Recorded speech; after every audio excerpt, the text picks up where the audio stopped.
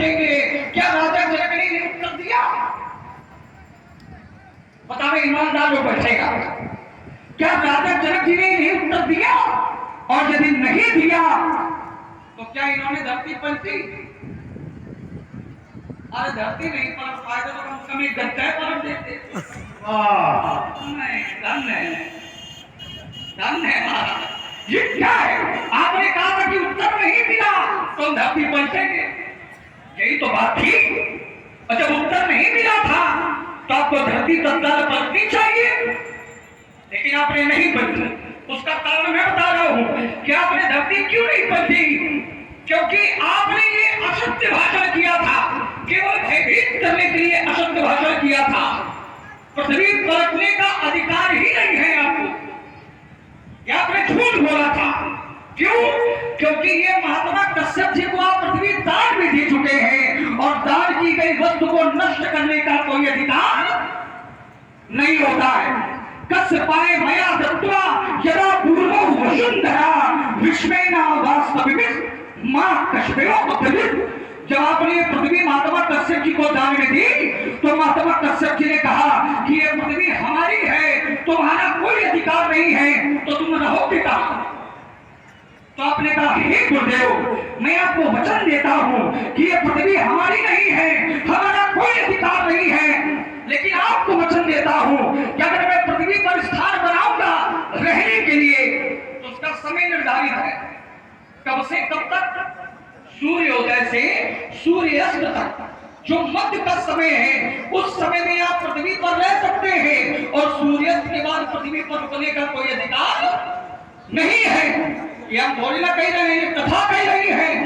सा अहम गुरु वचः कुर्वं प्रतिज्ञां न वशेन शाम तदा प्रवृत्ति का कृता में कस्पक्षः। मैं पृथ्वी पर वास ही नहीं करूंगा। अब आप लोग बताइए, जिस व्यक्ति को रात्रि में धरती में रुकने का अधिकार नहीं है, उसको धरती पलटने का अधिकार किसने दिया? है झूठ की नहीं? झूठ नहीं है, सफेद झूठ है जो आपने बोला। अब दूसरा चरण उसमें भी विचार करते हैं। दूसरा चरण है तप। और तप क्या है? शांति तुल्यम तपो नास्ति। व्यक्ति जितना मौन रहता है उतनी ही उसकी तपस्या बढ़ती है, और जितना तेज बोलता है उतनी ही उसकी तपस्या नष्ट होती है। जब से आप आए हो तो आपकी वाणी कठोर, हम तो अभी आप बोल रहे हैं, आप तो जाने कब से बोल रहे हैं। आपकी तपस्या नष्ट है। तपस्या का बल क्या है?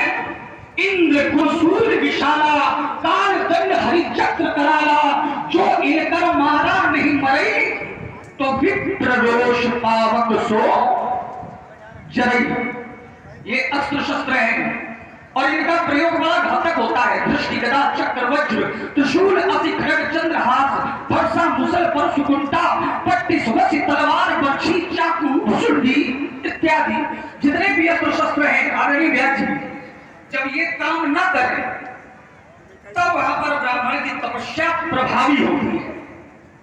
तब बल विप्र सदा बलियारा तिनकर कोप न कहू रखवारा।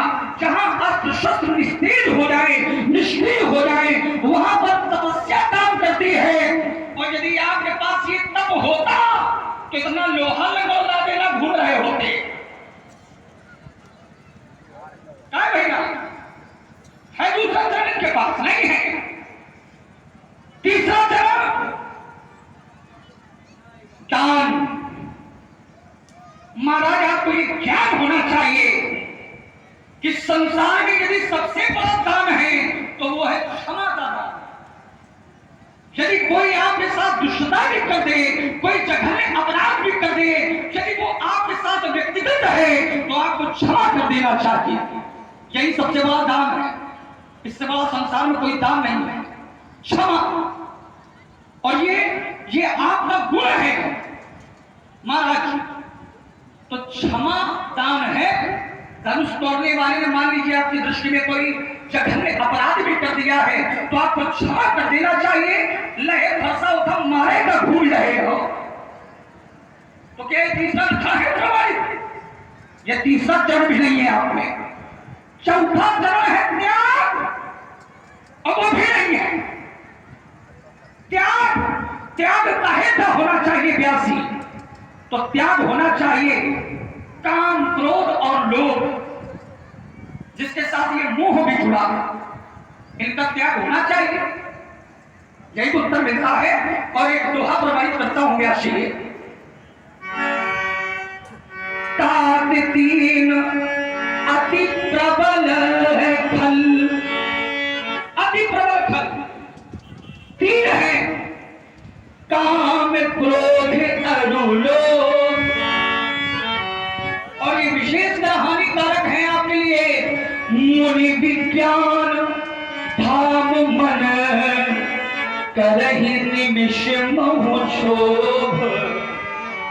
एक निमिष ये कालखंड है, इसमें ही चाहे काम हो, चाहे क्रोध हो, चाहे लोभ हो, ये कष्ट उत्पन्न कर देते हैं। तो महाराज, आपको यदि त्याग करना था तो आपको क्रोध का त्याग करना चाहिए था।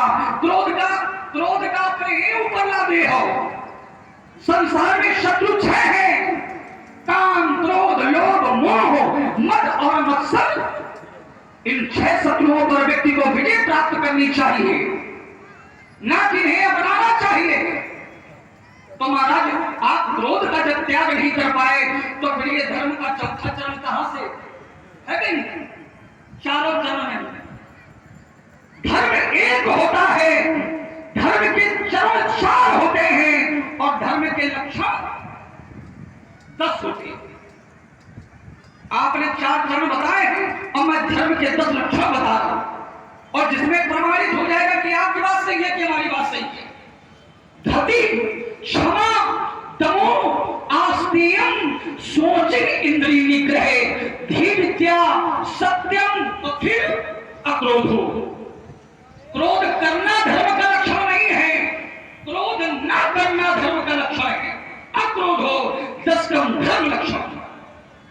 तो महाराज, हमारी बात जो सत्य है उसको आप झुठला नहीं सकते, और ये सब जानते हैं। फिर आपने ना जाने कितने उदाहरण दिए क्रोध के समर्थन में। पहला, बोले भोले बाबा ने क्रोध किया। अच्छा, भोले बाबा की क्या बराबरी कर पाओगे? क्या भोले बाबा ने जो काम किए क्या उसकी आप बराबरी कर पाओगे? क्या भोले बाबा सामर्थ्यवान है, और सामर्थ्यवान यदि कोई भी कार्य कर दे तो उस पर छद्रानिवेशन नहीं होता। कोई हम सामान्य जीवों की क्या इतनी शक्ति है जो उनमें दोष देखे? वो भोले बाबा है। जब सृष्टि का सृजन होता है तो भगवान ब्रह्मा सामने आते हैं। जब सृष्टि की उत्पत्ति हो जाने के बाद पालन पोषण होता है तो भगवान विष्णु सामने आते हैं। और जब क्रोध करने का समय आता है सृष्टि के संहार के लिए तो वहां पर भोले बाबा ही आते हैं। तब बल रचयि प्रपंच विधाता, तब बल विष्णु सकल जगत्राता, तो तब बल शंभु करई श्रृंगारा। भोले बाबा सामर्थ्यवान यहां से प्रमाणित है। सृष्टि के संहार के लिए भोले बाबा क्रोध करते हैं, और भोले बाबा की बराबरी आप करोगे। और करो, भोले बाबा ने हलाहल विष का पान किया था। आप एक अंजलि पी के दिखाओ, तब हम जाने कि हाँ बहुत भारी है। काली मैया का दर्शन हो जाएगा बाबा जी की। भोले बाबा ने क्रोध किया, बोले संसार ने उनकी प्रशंसा की। आपको यही नहीं पता है कि भोले बाबा की क्रोध की वहां प्रशंसा नहीं है, प्रशंसा क्रोध की नहीं है। जब भोले बाबा ने क्रोध किया था तो क्रोध का दुष्परिणाम ये हुआ कि त्रैलोक कंपित हो गया। देवता से लोग डर रहे हैं, ऐसा संभव है, लेकिन भोले बाबा से लोग नहीं डर रहे हैं, भोले बाबा के क्रोध से डर रहे हैं। कंपित ही लोग का, लेकिन प्रशंसा वहां क्रोध की नहीं है, प्रशंसा काहे की है? तो व्यासी संभाले जरा। कामचारी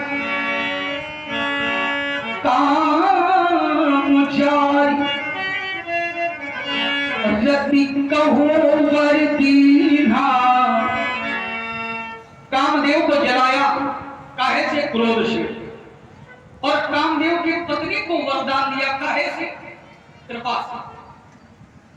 महाराज क्रोध से जलाया और प्रशंसा इसकी नहीं हुई, लेकिन कृपा से वरदान दिया, प्रशंसा इसकी हुई।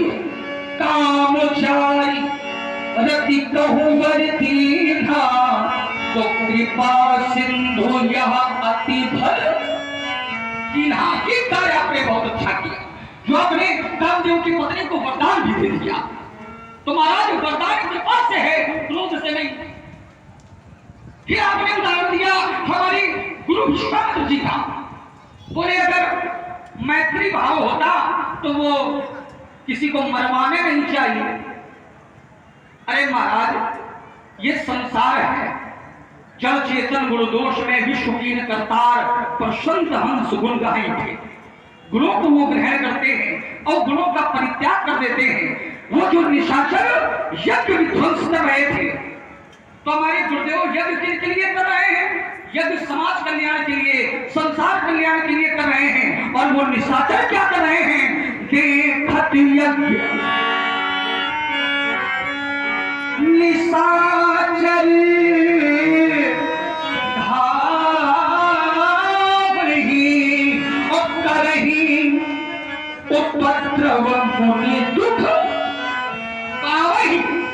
बड़ा उपद्रव करते थे, यज्ञ विध्वंस कर देते थे, रुधिर मांस ना जाने क्या क्या यज्ञ में डालने देते थे। यज्ञ विध्वंस बड़ा दुख हो।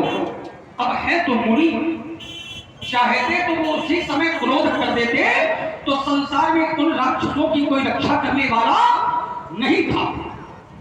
तब बल था उनके पास, लेकिन उन्होंने अपने क्रोध का प्रयोग नहीं किया। क्यों? क्योंकि यदि उनके द्वारा क्रोध किया जाएगा तो कभी यज्ञ संपन्न नहीं होगा। बुद्धि लगा भाई, मुनि दुख पा गई है कि नाम लक्ष्मण दुख पा गई है। वहां पर मुनि दुखी हो रहे हैं, तो मुनि को ही वहां पर क्रोध करना चाहिए, मुनि को ही वहां पर मारना चाहिए। लेकिन मुनि काहे नहीं मार रहे हैं? क्योंकि यदि मुनि के द्वारा वो मारे जाएंगे तो कभी यज्ञ संपन्न नहीं होगा, धर्म की प्रतिष्ठा नहीं होगी। तभी तो गुरुदेव ने विचार किया, तब मुनिवर विस्तार में करते हुए अच्छा चलो हम यही रुके जाते हैं। देखिए उपस्थित रामलीला प्रेमियों, भगवान